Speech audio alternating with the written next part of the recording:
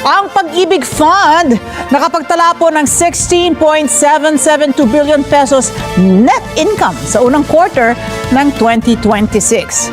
Gianna Llanes ang mata natin sa balitang yan.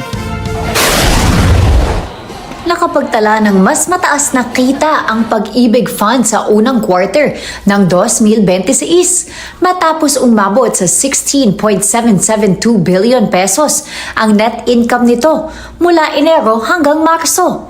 Mas mataas ng 11% o katumbas ng 1.7 billion pesos kumpara sa kaparehong panahon noong nakaraang taon.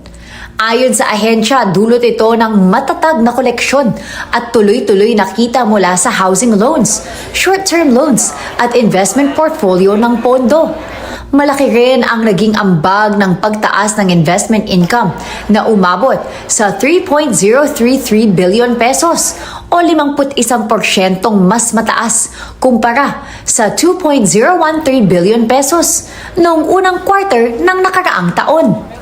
Sinabi ni Jose Ramon P. Aliling, kalihim ng Department of Human Settlements and Urban Development at chairman ng Pag-ibig Fund Board of Trustees, na nagpapatunay ang magandang performance ng ahensya na handa itong suportahan ang Expanded Pambansang Pabahay para sa Pilipino o Expanded 4PH program ng administrasyon ni Ferdinand R. Marcos Jr.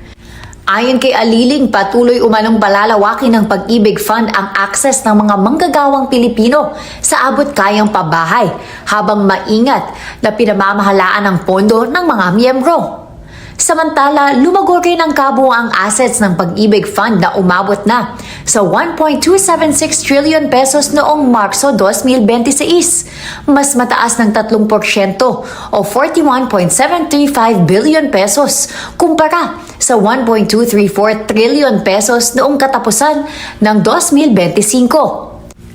Binigyan diin naman ni Marilyn C. Acosta na direktang nakikinabang ang mga miyembro sa magandang performance ng ahensya dahil hindi bababa sa 70% ng taunang net income ng Pag-ibig Fund ay ibinabalik sa mga miyembro bilang dividends na idinadagdag sa kanilang savings kada taon.